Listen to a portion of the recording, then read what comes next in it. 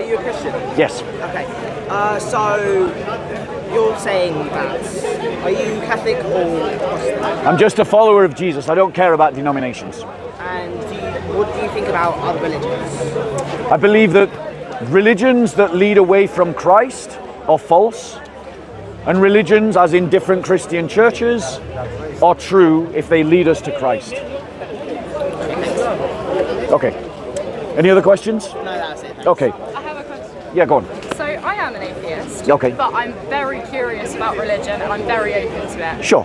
What do you have to say to me? So what I would say to you is I have attempted in this argument, I don't know if you heard it all, I've attempted to demonstrate that when I observe atheists, that they live in a contradiction. Because they assert that we can't believe in God without empirical proof. Like, where's the proof that God exists? But yet, they accept and live by realities that are in themselves unprovable and are in themselves non-physical. So like meaning and the idea of evil and good. The idea of something that is virtuous and unvirtuous. Yeah, And so something that is contradictory cannot be true. I understand. We can't live in a contradiction. And so, since the thing that gives us meaning is our own heart and our own psychology, our own mind, that to me I offer to you as an evidence of the Creator. Okay. Because the fact that we live by meaning and purpose only makes sense if there is a Creator that has created the universe. If the universe comes about by accident of a series of material events that happen by accident uncontrolled, then there is no reason for meaning or purpose in our lives. But yet atheists cannot bring themselves to live truly to the truth that they claim exists.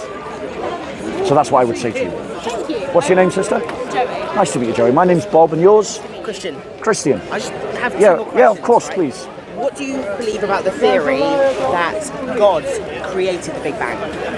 Oh, I believe in the Big Bang. I studied physics at university. I'm totally on board with scientific inquiry. I have no problem with the scientific method. I'm happy to say that evolution is probably true.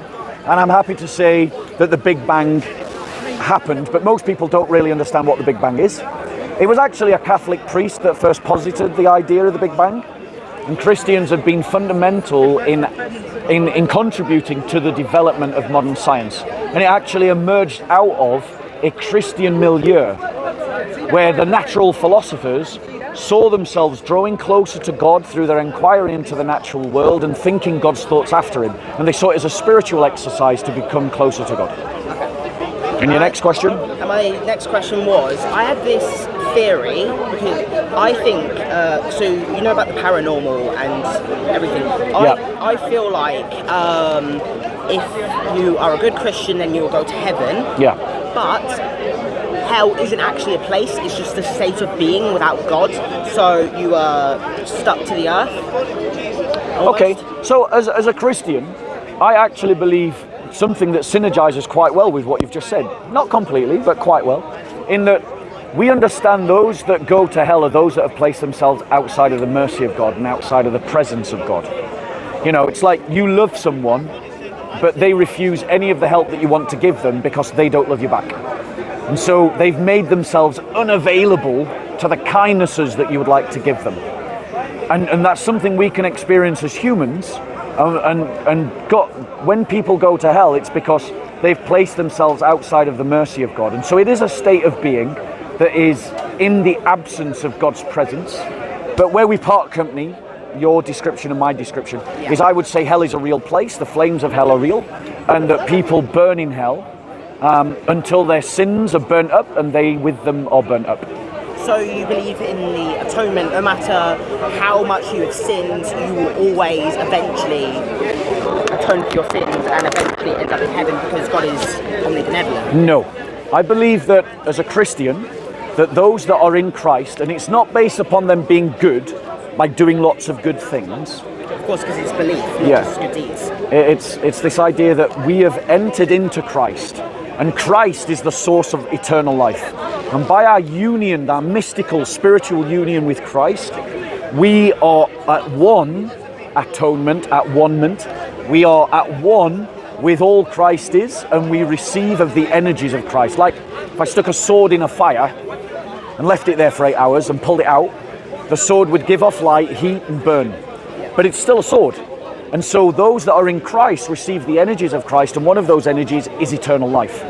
Those that are in hell, their sins, I believe, or this is a more nuanced personal view, those that are in hell are burnt up in hell, and then they cease to exist. Because Christ said, don't fear he who can destroy the body, but fear him who, having destroyed the body, can destroy the soul in hell. So the soul can be destroyed, and I believe hell is where the soul is destroyed. Do you believe in original sin? Yes, but can I be clear about what I mean by original sin? Yeah. So what I don't mean by original sin is to say that because Adam committed a sin, that you and I are guilty of Adam's sin, which is a common misunderstanding of that belief. What I mean by original sin is that the first humans turned away from God, and therefore all of their descendants had a predisposition to turn away from God as well. And so the human heart creates its own idols. And the greatest idol that it creates is the self. The idea of me, my beliefs, my thoughts, my opinions, my feelings. I decide my own truth. That's the idol that the human heart creates. And that's the idol that I call you to repent from, so that we worship not the creation, but the Creator. Okay, thanks. And also, I've got 2 Christian friends. Yeah. One friend believes that all you need to do is believe that Jesus came down and sacrificed ourselves to save us from sin, and that's how you go to heaven. And the other friend believes you have to go to church, you have to read the Bible, you have to pray daily, you have to believe, and also believe that. What's your thoughts on that? So, as Christians, right, not every Christian who gives an answer is given an equally valid answer, okay? So as Christians, we don't believe you can save yourself. We say that there's nothing that you can do to save you. You can't get into heaven by anything that you do, okay? Salvation is just a gift. And actually, I want to say to you as a Christian, I believe you have that gift already. You've got it, and so do you. And you didn't do a damn thing to earn it, and neither did I. But the difference is I took the check for £10 billion out of my back pocket and I cashed it. You've still got the check in your back pockets. It's yours. You just haven't cashed it yet. And the thing is, to use another kind of picture metaphor of how we believe that salvation is like receiving a white garment, right? It's just a gift. It's given to you. But your works, like helping the poor, feeding the poor, giving drink to those that are thirsty, adopting orphans, freeing slaves, like standing up against injustice. This is like you decorating that garment that was given to you freely. Yeah. Your works decorate the salvation that you've been given. But unless someone gives you that garment, you can't decorate it. So all your works are meaningless. Does that make sense? That makes sense. Yeah. And I just want to know, what are your views on, because I know the Old Testament, it says a lot about a woman having to submit to her husband, and how the woman is always a secondary tier in terms of what God... because... And I watched this thing where this woman, she was very accepting. She's like, oh, I know I can never be a priest because that's just the way it's been. Yeah. And I just want to know what you think about that. Well, I agree with her. She is right. But the point is, there's a difference between role and dignity. Christians believe that men and women are of equal dignity. We actually believe all human beings are of equal dignity, regardless of their ability, regardless of their religion, regardless of their gender, regardless of their sexuality, regardless of all the protected attributes, right? All of those things have no bearing on your dignity. Your dignity is a gift that God gives you. No one can add to it, no one can take away from it. So men and women are of equal dignity. But there are just some roles within the institutional church that can only be given to a man. Like there are just some roles that can only be given to a woman. A man can't be a mother. I don't buy into the whole transgender stuff. Well, it's just simple. Yeah, exactly. So just as there are some roles in society that belong particularly to women, and there are some roles in society that belong particularly to men, there are some roles that can be matched by both, but the dispositions and preconditions of the masculine or feminine energy means that a man is usually better or a woman is usually better. So if it's more physical, then a man is usually going to be better doing it, which is why your best female tennis player still loses to your average male tennis player. Yeah? Yeah. But women, I think, make better nurses and better teachers. Yeah? Why? Because they have more empathy with the people that they're looking after and that they're caring for. And we think that in terms of organizing the church, it is something that is better done by men. Because when you're organizing the church, you have to make decisions that are going to upset people's feelings. And men are generally better at doing that than women. Okay. Because they'll make a decision regardless of how you feel about it. And that's how we believe that. I mean, I thought about something, it's like, you know the Holy Trinity, the Father, Yeah. the Son and the Holy Spirit? Yeah. I don't really feel like God has ever had a gender. I feel like, because he's, at the end of the day, he's not human. Yeah. So that's, and one more question I had Go on. is, what is your belief on people being homosexual? Because I know my teacher, Yep. he was a priest, Yep. but he was kicked out of his church for being homosexual. Yep. So, there are two sides to that question. I'm going to deal with how you ended that topic because I feel that's the bigger part of this question. So, homosexuality is a precondition of the mind. It is an attraction, and I don't believe that it is a choice. I believe that someone who has homosexual feelings is feeling something that for whatever reason is there in them, and they don't get to choose that. Any more than I, who am a heterosexual, could choose to be gay. I couldn't. So why would we say that a homosexual is choosing to be gay? That logic doesn't make sense to me. You're attracted to what you're attracted to. But acting on it is an entirely different thing. I'm attracted to several women a day walking down the street. That doesn't mean that I have to try and chat up several women a day. Doesn't mean that I have to have sex with several women a day. And as Christians, we believe that if someone has homosexual feelings, that they should live a celibate life. They have a choice not to act on it, and that the church should support them in the celibate lifestyle. Now, the church is doing a bad job of that, and the reason why it's doing a bad job of that is because it's bought into a liberal myth. The liberal myth is this, that your sexuality defines your identity. And they say, the liberals, they say that you should relate to your religion through your sexuality. So if you're gay, you relate to Christ as a gay person. We Christians don't believe that, we invert that. We say that you relate to your homosexuality through your identity as a Christian. And as you relate to your sexuality through your identity as a Christian, you accept that your sexuality doesn't have to control your life and that you can choose to be celibate. Now, I want to state for the record, that ain't easy. That's tough and that is hard. And, you know, I think that the homosexuals, they get a rough card in this. They get a difficult card. Not taking anything away from how hard what I've said is. Add something quickly. Yeah, of course. Okay, well, do you think if you're celibate, because you're gay, it goes against God's teachings? Because in the Bible, it says be fruitful and multiply. So if you're not bringing new life into the world to bring out in the Christian community, is that going against His teachings? So I think the thing is, God commands things for our good, not for our harm. And when I think you would accept that we now live in a society that openly celebrates and openly embraces homosexuality. But look what has come along with that.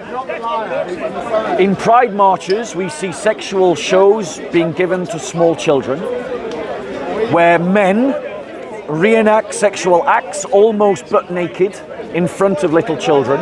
Little children are being encouraged to dance sexually to the delight of adults. That doesn't seem right to me. Also, if you go to a gum clinic, which is a genital something health clinic, if you've ever been to one, the most of the propaganda is directed towards the homosexual community and particularly homosexual men, right? And the reason for that is because with increased homosexual activity comes increased harm and damage. And so when God prohibits the practice of homosexuality, he's actually trying to protect the homosexual from harm, as well as the rest of society from the harms that can come with it. Now, arguably, you could say that with our advancements in science and medicine, we can limit the physical harm that homosexuality might do in wider society. And I think you've got a case there. But there's also psychological harm when we give ourselves over to a disordered passion. Like if someone just can't stop eating, it's bad for them. If someone is constantly focusing on a particular thing and reenacting an action over and over again, OCD, it's bad for them. Homosexuality, when it's given vent to, can harm the homosexual when they practice it, and that's why God restricts it. Okay, so I was having an argument with my friend. Yeah. This has two questions in it. And she said, oh, you need to know everything about the Bible, everything about Christianity before you can have a take with any argument. Yeah. And on this point, we were talking about sex before marriage. She says it's absolutely wrong, no excuses, and I think it's all right. Yeah. What do you think? Well, firstly, I've got to put in a confession and say that boat for me has already sailed. It's because I don't want to be a hypocrite and I don't want to present myself as someone somehow holier than thou. And that's one of the reasons that I think people have to have a lot of emotional maturity about this conversation around sexuality, because it is one of the most powerful urges that a human being can have. And therefore, it's very easy for some Christian to point at a homosexual and say, why can't you control yourself? When there's plenty of heterosexuals committing sin of having sex outside of marriage, inside the church, inside the mosque, inside the synagogue, right? It's very easy to condemn, but like, look to yourself first. The whole sex outside of marriage is bad for society. The reason being is because it cheapens sex, turns it into an experience rather than a committed relationship. It turns it about pleasure rather than reproduction. And it creates an idea that families aren't important, or our families aren't as important. Sex outside of marriage elevates sex as an end goal in itself. And it harms society because it helps to erode the family, and the family is the bedrock of society. The reason why Christians assert that sex should be inside a married couple, man and woman, and only one man and only one woman, because we reject these religions like Islam that say that one man can have 4 wives, which is completely a double standard and decreases the dignity of women. We reject it because it's also adulterous, because Muslims can have secret wives. You don't have to tell your first wife that you've married a second, right? We reject that because what it does is it dishonors the woman. If there's one man and one woman, it honors the woman and it honors the man, and it creates a family which creates a stable society. Speaking about this, so what are your views on divorce? Because I know it says in the Bible, what God joins, let no man break. Yeah. So do you think divorce is okay, or is it a sign of adultery? Adultery is not divorce. Adultery is marrying someone who has divorced, is what Christ basically says. So Christians accept divorce only in the most extreme condition. That is, if one partner is unfaithful to the other partner through adultery. If you divorce for some other reason, like they don't satisfy me in bed, they don't excite me, they don't make enough money, these kinds of things are harmful to you, because you're essentially giving way to your passions and your desires, and you're breaking a covenant pledge, because marriage for the Christian is done through vows. It's a commitment, it's a covenant between one man and one woman where each makes a pledge, a promise. They give their vow to disdain all others for the one in front of them. And thus they can, and thus when you divorce, you're breaking that vow. You're breaking that commitment. And this also comes into the quality of life. Yeah. Because would you rather someone divorce and remarry and be happy, or never divorce and be miserable for the rest of their life? No, I would rather support a marriage that is failing so that the people in the marriage can be happy. The reason why in our society there are so many divorces and breakups is because our society does not offer enough support to struggling families. It just leaves them, it kicks them to the curb. What the state should do, and what I believe as a Christian it should do, is there should be a statutory assist to any couple that's in trouble. They go to the state, they're saying our marriage is in crisis, and then the state invests time, energy and resources in stabilizing that marriage, in helping the couple to work out whatever problems are going on. And I would even be so bold as to say that if only one partner goes and says, I'm in trouble, my marriage is failing, that the state can compel the other partner to come to counselling, to come to discourse, and to examine where the marriage is failing and to try and help the couple set their marriage aright. Yeah. Do you agree with the Catholic view that you can have an annulment, that the marriage was never right to begin with? Yes, I believe in annulment.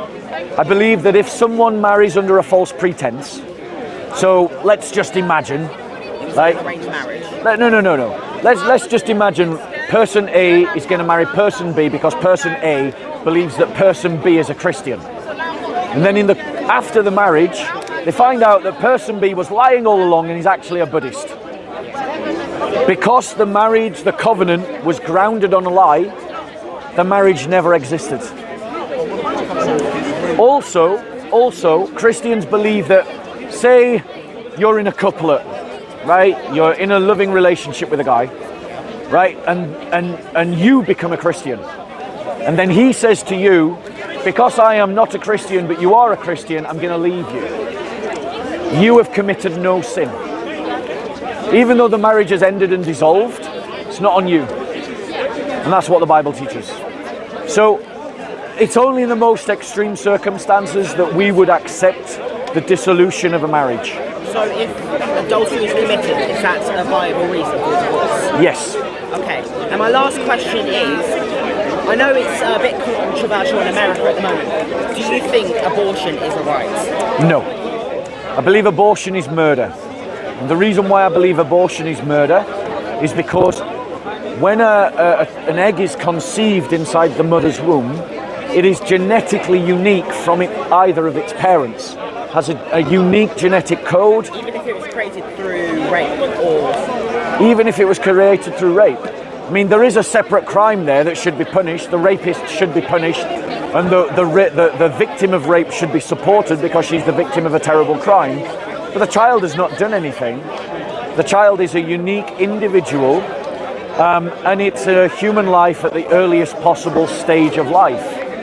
And so, for me, abortion can't be a right.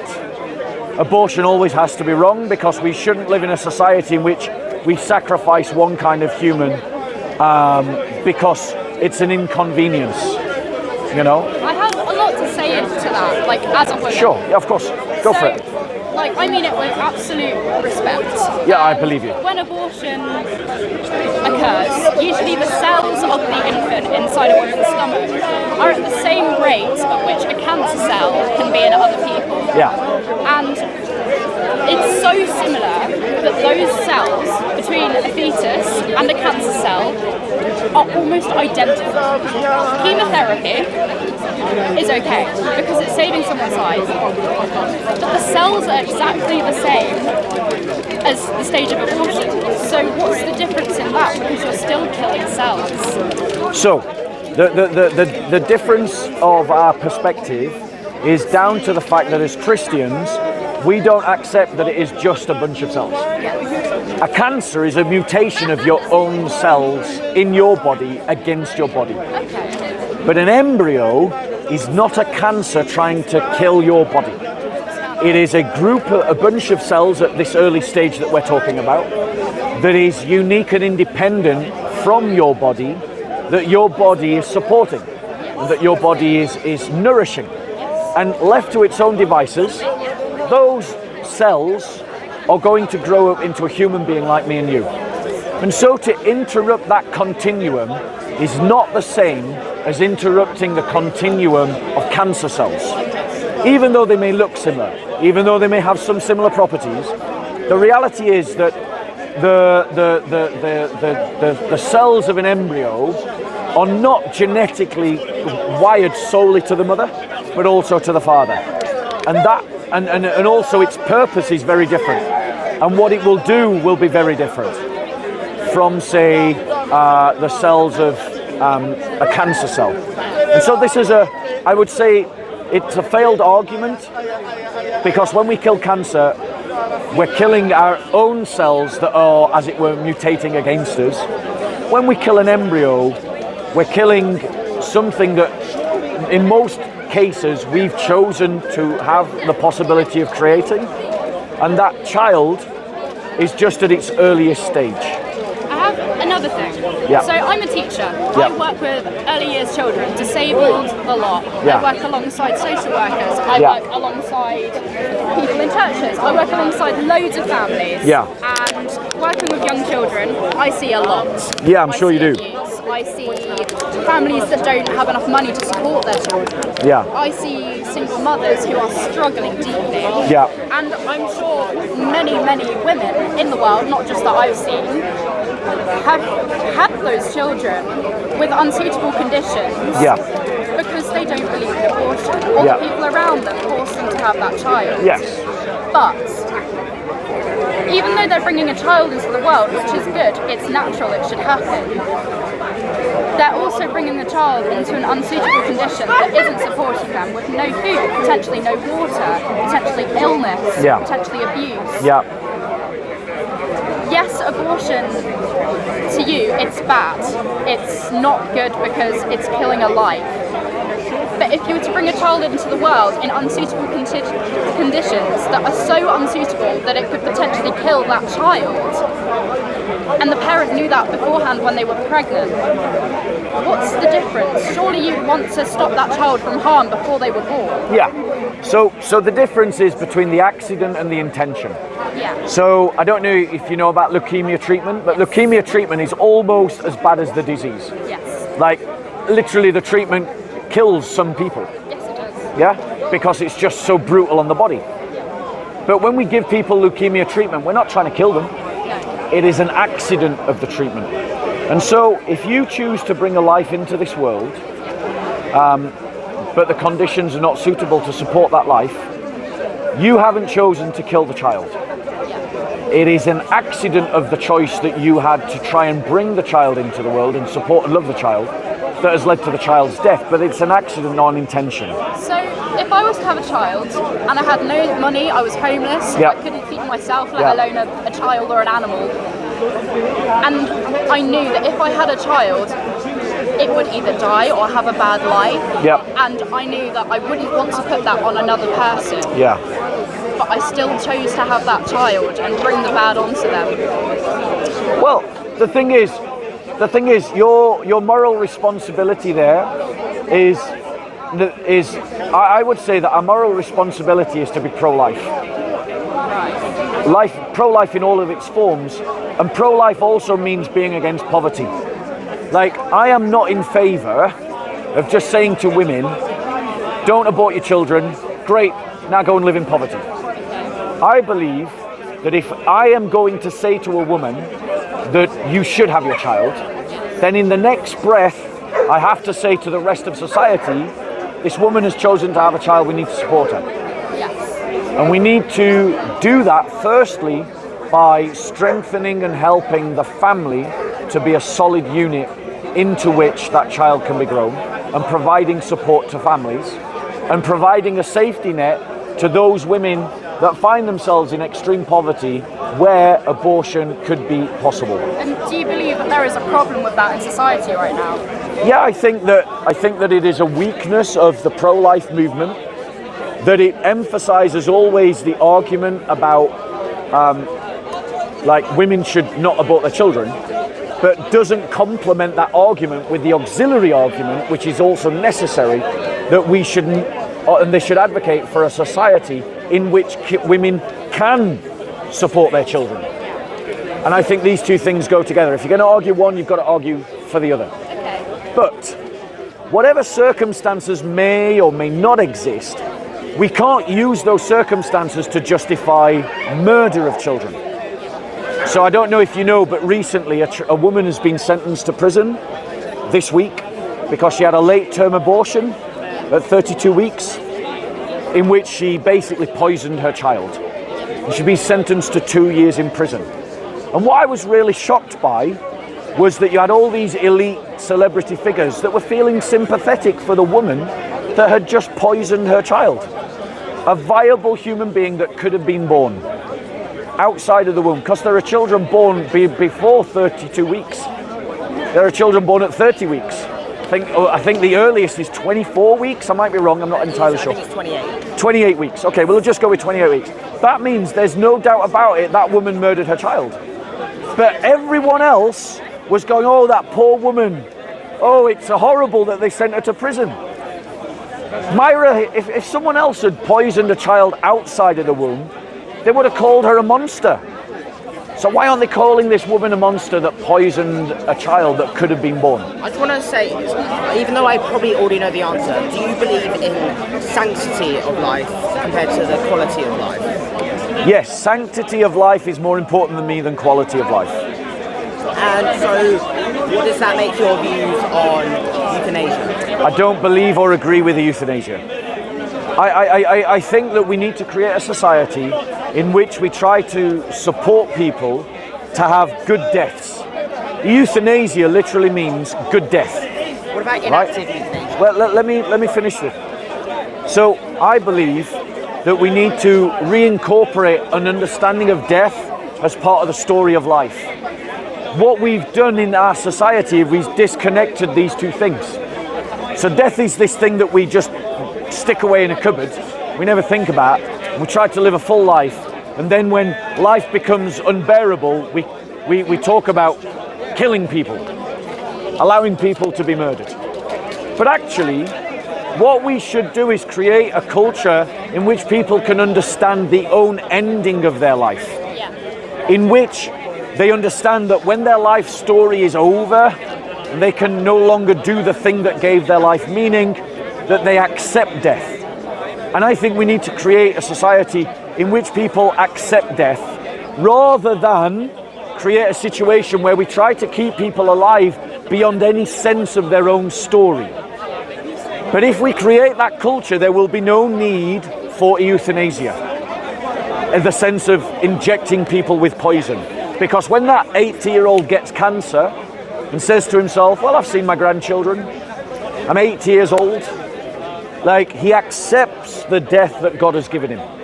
And I think we should accept death when it is offered to us, when our natural story is complete. Okay, so let's say, like, what I was saying earlier was inactive euthanasia. Right, let's say you're on life support, or basically just a potato lying in bed. You can't do anything human, and you just stop giving them the thing that keeps them alive. Is that all right? Well, I mean, the problem that the reason why we've ended up in that situation is because I would say that is actively murdering someone. If you deny a child food, is that child abuse? Yeah. Can the child feed themselves? Depends. No. Right? I'm talking about a 1-year-old. Oh, no. So a 1-year-old can't feed themselves. If we deny that 1-year-old food, then we've committed, Okay, sorry, can I just interrupt for 2 seconds? At 10 to 6, I'm leaving. Would it be possible that I can just maybe get you for a couple of minutes about your discussion with the police. Yeah. But I appreciate. I'm not being rude. okay. I'm No, just it's saying, alright. for- It's just alright. seeking permission. What time are we on now? I got straight after him in about 3 minutes time. Okay. Because 10 to 6 I have to go. Well, 6 o'clock I've got to leave. It takes I me don't know. It's up to these guys because we're having That's what I'm saying. good. It's completely alright. Okay. Thank Well, you. I want to sharing give your views. I want to give you a gift, guys. Something to think about since we've been talking about this topic. And I always try to give a gift to people who have sincere conversations with me. I mean, honestly, we were talking with some other fella the other. Yeah. It's nice to listen to everyone's, interpretations because I mean, everyone thinks differently. Everyone's thinking is subjective, so you'll get a different answer from everyone. Okay. So we talked about abortion. We talked about the pro-life issue. And since that was a meaty part of our conversation, I'd like to give you this book. Are you guys living together or like? We're just friends. Okay. Have you got a Bible at home, bro? No, I haven't. Are you a Christian yourself? Well, you see, I'm kind of wagering, like, I wouldn't call myself a Christian, but if I had to pick, like, if you say religion, what are you? I'd wager towards Christianity. Okay. So you haven't got a Bible at home. Here's a copy of the New Testament and Psalms for you. Abortion booklet for you. It's really lovely talking to you both. You too. This is what Speaker's Corner is supposed to be about. Me and the Christians in this park just got assaulted today. I heard about that. Yeah, we got attacked because I mean- the Muslims lost the argument, so they beat us up. I heard that. I mean, at first I thought something was just going to kick off. They did. It did. And the most hysterical thing is, right, there's this fake sheikh comes here with like a proper crutch, right? In the debate, he's lifting the crutch all the time. But then when the fight broke out, comes charging in and he's just beating people over the head with a stick. I bet you, I want to know if he's claiming disability benefits. But I think the worst mistake I almost went, because I wanted to know what was going on. The biggest mistake I almost made up today is I was about to go up to a vegan with a McDonald's in my hand. You're allowed to eat McDonald's. Anyway, come and talk to us anytime. It was lovely speaking with you. Lovely speaking. Have a really lovely day. You too. Thanks for speaking to us. Have a really lovely day. If you've got any more questions about what I've given you to read, come back another week and let's talk. Thank you so much. God bless. Take care. Bye-bye. Still filming? So, two lovely people asking loads of really sincere and open questions. And I just want to say something about people who comment in the comment section. Please think about what you say in the comment section, because I've noted that some of you are accusing people that are actually sincere of really bad things, of lying and so on and so forth. And I want to encourage you to remember that your comments influence how people may or may not remember this conversation, and to conduct your words with grace in the comment section, so that when someone is sincere, you encourage them. And please don't just accuse everyone, as some of you have, of being a secret Muslim. It's just not true, and it's unfair. And some of you did that to the girl Shahada last week. I saw some of your comments and they were repugnant. She said on camera she's not a Muslim. She said Muhammad wasn't a prophet. And then for you to say she was lying, I think it says a lot about what's in your heart. And you need to correct yourselves, guys. And give people the benefit of the doubt until they give you no reason to continue to give them that benefit. Okay, your questions and then I'm going to go. Just to let you know, Bob, the young lady. Come and grab a coffee with me. Together. The young lady you had a debate with last week, excellent debate. Yeah. She was here today, and she's going to be opening with Rational Female next week. Right. So she was actually back here today. I saw her. Yeah. Yeah, I'm happy to talk to her if she wants to have a conversation. Excellent stuff.